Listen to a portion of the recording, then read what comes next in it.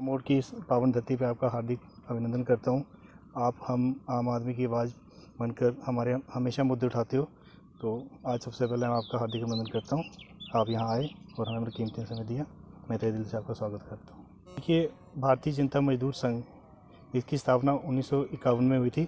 जो प्रेजेंटली अभी हमारे जो नेशनल प्रेसिडेंट हैं शांत प्रकाश यादव जी, जिनके आदेश अनुसार हमें ई सदस्यता की जिम्मेवारी दी गई है। भारतीय जनता मजदूर संगठन एक नॉन सेक्टर, जो गवर्नमेंट सेक्टर के जो लेबर्स हैं, जैसे हमारे मजदूर यूनियन हो गई, ड्राइवर, कंडक्टर्स, रिक्शा वाले, घोड़े वाले, पालकी वाले, जिनकी आवाज़ कोई नहीं उठाता है। आप देखिए, हमारे रियासी में 17-18 कंपनियां हैं, लेकिन हमारे युवा बेरोज़गार घूम रहे हैं। इनकी आवाज़ बन के कोई नहीं आगे सामने आता। तो हमने एक बेड़ा उठाया है और जिसमें हम मेहनत करेंगे और इन बच्चों को एम्प्लॉयमेंट दिलाएंगे। और जो हमारे प्रदेश अध्यक्ष जिन्होंने हमें बताया, तो उनके मार्गदर्शन अनुसार हम ई टेंडरिंग शुरू करेंगे। देखिए बिम्पल जी, ई सदस्यता की हमने 2 दिन पहले शुरुआत की थी। आज हमारे साथ 200 युवा जुड़े हैं। तो ये हमारी ग्राम मोड़ की टीम है। हमने ओनी में टीम बनाई है, रनसू में आज मैं अभी शिवकोड़ी गया था तो वहाँ पे भी टीम का गठन करके आया हूँ। सलाल में हमारी टीम है, अरनास में हमारी टीम है। इन 2 दिनों में हमारे साथ 200 युवा जुड़े हैं और हमने 20 टीमें बनाई हैं। तो अभी से हम 6 बजे से हम अपनी ई सदस्यता अभियान शुरू कर रहे हैं, जिसमें सबसे पहले हम ग्राम मोड़ के जितने भी ऑटो रिक्शा वाले हैं इनको सदस्य ज्वाइन कराएंगे। इसका एक बहुत ही सिंपल तरीका है, जो हमारे हरीश जी जिन्होंने हमें बताया कि किस तरह से करना है। जस्ट आपने गूगल में BJMS ऐप डाउनलोड करनी है, उसमें अपना पूरा डाटा भरना है, अपना नाम, पिताजी का नाम, आप कहाँ से हो, अनएम्प्लॉयड लोग कैसे, आपकी एज, जेंडर, तो सिंपली उसमें डाउन करके रजिस्टर करना है। उसके बाद हम जब सारी ये प्रक्रिया कंप्लीट होगी, फिर हम एक शांतिपूर्ण तरीके से जाएंगे, जो बेसिक रूल है, जाएंगे, अपनी आवाज़ उठाएंगे। हमें कोई ये चक्का जाम वगैरह नहीं करना है। हम गवर्नमेंट के किसी भी काम में कोई भी अड़चन नहीं डालेंगे, लेकिन हम अपने हक के लिए लड़ेंगे। देखिए, आप देखिए, कंपनियों ने गुंडागर्दी शुरू की हुई है, गुंडे पाल रखे हैं। वो क्या करते हैं कि उनको पैसा देते हैं कि वो जाओ आप इनको डराओ धमकाओ, बाहर की लेबर उठा के 80% लोग। एक रूल होता है, जब भी किसी इलाके में कोई कंपनी आती है तो वहाँ का एक रूल्स है कि 80% वहाँ के युवाओं को सबसे पहले रोज़गार दिया जाए। लेकिन ये कौन सा इंसाफ है? हम कश्मीरियों की तरह आवाज़ नहीं उठाते, बंदूकें नहीं उठाते। इसका मतलब ये थोड़ा ना, हम देशभक्त हैं, सच्चे देशभक्त हैं। मैंने 15 साल देशभक्ति की है, देश की सेवा की है। मैं इन बच्चों की लड़ाई लड़ूंगा, उसके लिए चाहे मुझे कुछ भी करना पड़े, शांतिपूर्ण तरीके से करूँगा। अगर उसका कोई हल नहीं निकला तो फिर हम अपनी आवाज़ उठाएंगे और हम एक बहुत बड़ा प्रोटेस्ट करेंगे, जो नॉर्मल लेंस पे नहीं होगा। हमारे साथ कई एक्स सर्विसमैन जुड़े हैं जिन्होंने साफ क्लियर कट कहा है कि हमने अपनी मातृभूमि की रक्षा करी है, तो हम इन बच्चों के लिए लड़ेंगे। सिंपल जी, कमी तो हमारी ही है, क्योंकि हम बिल्कुल बेवकूफ़ बन के बैठे रहते हैं। तो ऐसा नहीं होता। देखो, बिना रोए माँ भी बच्चे को दूध नहीं पिलाती है। तो जब तक हम आवाज़, हमें नेताओं से क्या लेना है?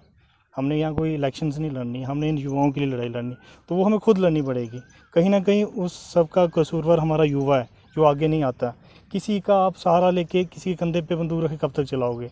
मैं अब सभी युवाओं को आमंत्रित करता हूँ, आओ, आप जहाँ जाना मैं आपके साथ चलूँगा। मुझे किसी का कोई ये दौलत या शोहरत से कोई प्यार नहीं है, मुझे आप लोगों से प्यार है। मैं हमेशा युवाओं की आवाज़ उठा के आगे बढ़ता हूँ। तो मैं युवाओं को कहता हूँ, आप आगे आओ, दम रखो यार, जिगर रखो, आगे बढ़ो। क्यों किसी का सहारा लेना? नेता लोग इलेक्शंस लड़ते हैं, उन्होंने आपको वोट बैंक के लिए इस्तेमाल करना है। आप आओ, संगठन के साथ जुड़ो। जहाँ आपको प्रॉब्लम आएगी, उसका तरीका होता है किसी भी चीज़ का।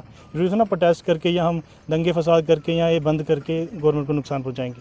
बात करेंगे उनसे, एडमिनिस्ट्रेशन हमारा है। माननीय DDC चेयरमैन श्री सब सिंह नाग जी हमारे चेयरमैन हैं। हम उनके पास जाएंगे, हमारे DC साहब के पास जाएंगे।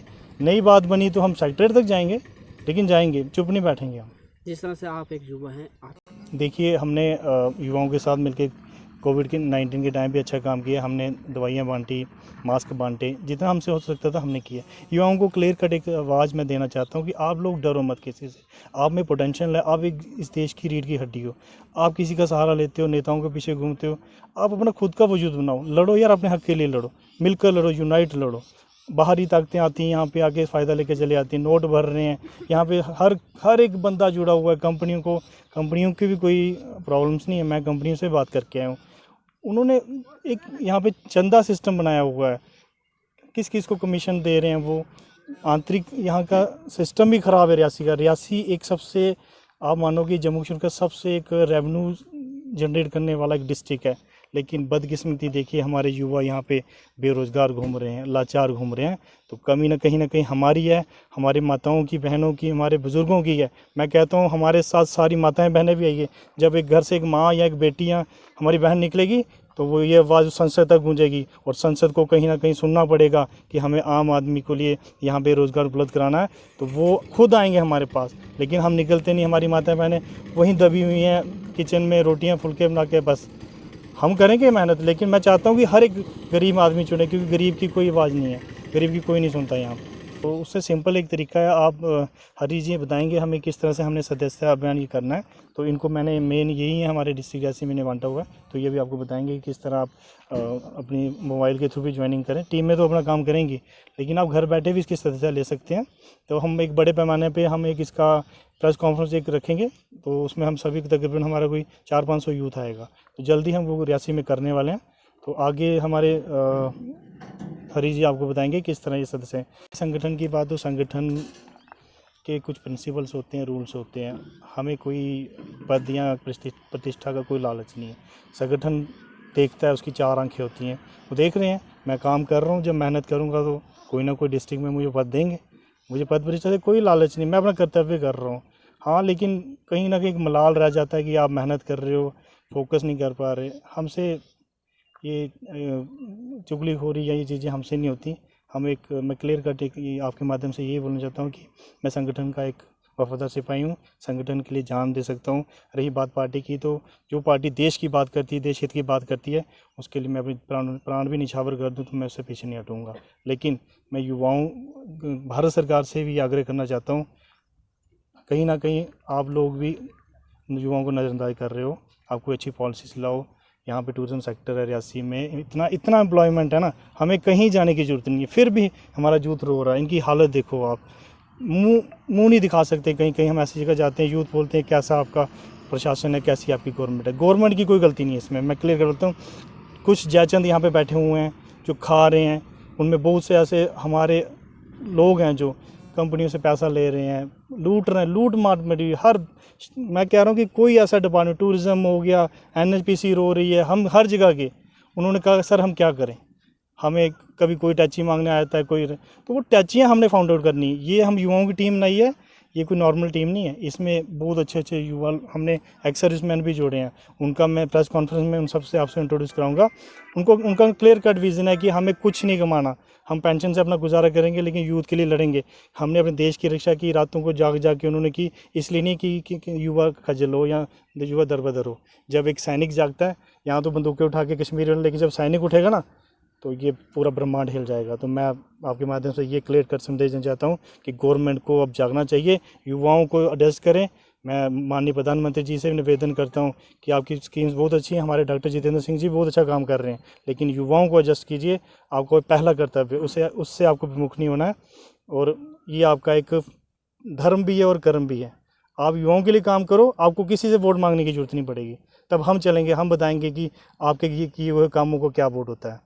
मैं आपका फिर से एक धन्यवाद करता हूँ। आप हमेशा हमारी आवाज़ उठाते हो, आप इसी तरह युवाओं की आवाज़ संसद तक उठाओ, ताकि ये सोया हुआ प्रशासन जागे, प्रशासन को पता लगे कि यूथ क्या है। यूथ के पास जेब में पैसे नहीं होंगे, वो मुझे मैं बता सकता हूँ कि मेरे जेब में पैसे नहीं, मैं तो कभी भी ऐसा मन करता है कि बंदा ये क्या हो रहा है ये। तो जो बेचारे जिनके पास पैसे ही नहीं हैं क्या कर सकते हैं। तो यूथ को आप प्रमोट कीजिए सबसे पहले। छोड़ो आप कोई सदस्यता छोड़ो, सब कोई ज़रूरत नहीं किसी कुछ करने की। आप काम कर रहे हो संगठन में, आपको बांटा बहुत अच्छा, लेकिन युवाओं की स्कीम्स बनाओ, उन्हें एडजस्ट करो। धन्यवाद, जय हिंद। जी ने बताया कि ये एक ऐप है जो प्ले स्टोर में मिलेगी आपको, भारतीय जनता मजदूर संघ के नाम से। ठीक है, आपको सिंपली ये ऐप डाउनलोड करनी है। वहाँ पे अपना नाम, अपने पिताजी का नाम और आपका बर्थ ईयर कब है वो लिखना है, और साथ में अपना फ़ोटो डालना है। बस इतना सा करना है और रजिस्टर कर देना है। इससे आप आसानी से अपनी सदस्यता पा सकते हैं। जो सदस्यता, देखिए पहला हमारा काम तो सदस्यता करवाना है लोगों की। ठीक है, जब सदस्यता हो जाएगी तो उसके बाद हमारा ये जो लोगों के लोकल इश्यूज़ हैं, लोगों के कईयों को अनएम्प्लॉयड की इश्यूज़ हैं, और लोगों को रेलवे की वजह से पानी और भी कई इश्यूज़ हैं लोगों के, जो वो हल करने की पूरी कोशिश की जाएगी हमारी तरफ से।